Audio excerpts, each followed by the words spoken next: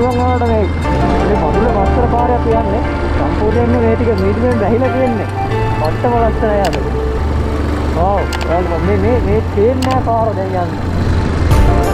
පට්ටම ඉවත් තියෙන්නේ. ඔව්